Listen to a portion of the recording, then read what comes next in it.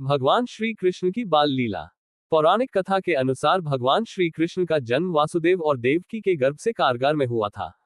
वासुदेव ने श्री कृष्ण को गोकुल में यशोदा के यहाँ दे दिया था, जहाँ यशोदा ने अपने लल्ला कान्हा को बड़े ही लाड़ प्यार से पाला।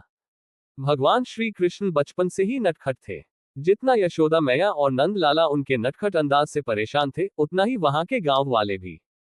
कृष्ण जी अपने मित्रों के साथ मिलकर गांव वालों का माखन चुरा कर खा जाते थे, जिसके बाद गांव वाले उनकी शिकायत मैया यशोदा के पास लेकर पहुंच जाते थे। इस वजह से उन्हें अपनी मैया से डांट भी खानी पड़ती थी। कालिया नाग का वध। कालिया नाग का वध श्री कृष्ण की प्रचलित बाल लीलाओं में से एक है।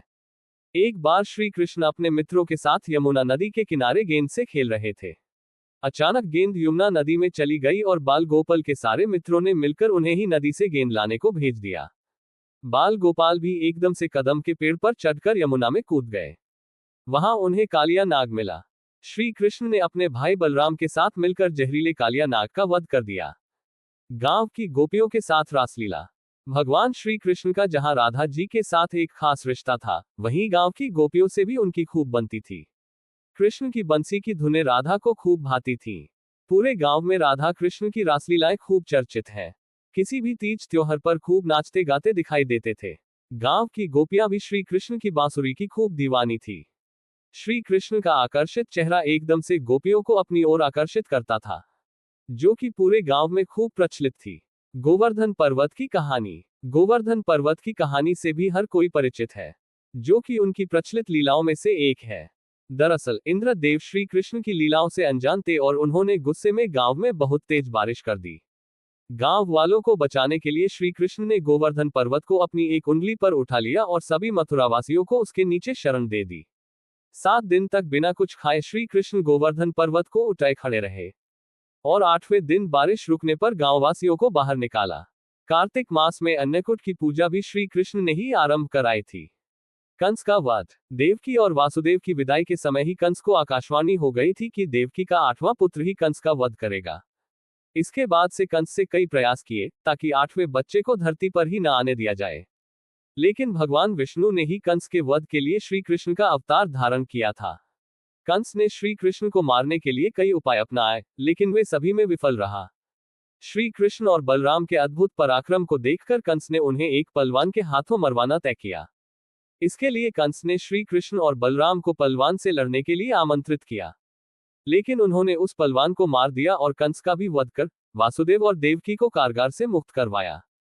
कंस के वध के बाद कृष्ण और बलराम शिक्षा के लिए अपने गुरु के आश्रम चले गए। कुछ दिन श्री कृष्ण ने द्वारका में ही बिताए। इसके बाद महाभारत का ऐतिहासिक युद्ध पांडवों और कौरवों के बीच लड़ा गया, जिसका नेतृत्व श्री कृष्ण ने किया। गोवर्धन पर्वत की कहानी। गोवर्धन पर्वत की कहानी से भी हर कोई परिचित है, जो कि उनकी प्रचलित लीलाओं में से एक है। दरअसल इंद्रदेव श्री कृष्ण की लीलाओं से अनजान थे और उन्होंने गुस्से में गांव में बहुत तेज बारिश कर दी। गांव वालों को बचाने के लिए श्री कृष्ण ने गोवर्धन पर्वत को अपनी एक उंगली पर उठा लिया और सभी मथुरावासियों को उसके नीचे शरण दे दी। 7 दिन तक बिना कुछ खाए श्री कृष्ण गोवर्धन पर्वत को उठाए खड़े रहे और 8वें दिन बारिश रुकने पर गांववासियों को बाहर निकाला। कार्तिक मास में अन्नकूट की पूजा भी श्री कृष्ण ने ही आरंभ कराई थी। कंस का वध। देवकी और वासुदेव की विदाई के समय ही कंस को आकाशवाणी हो गई थी कि देवकी का 8वां पुत्र ही कंस का वध करेगा।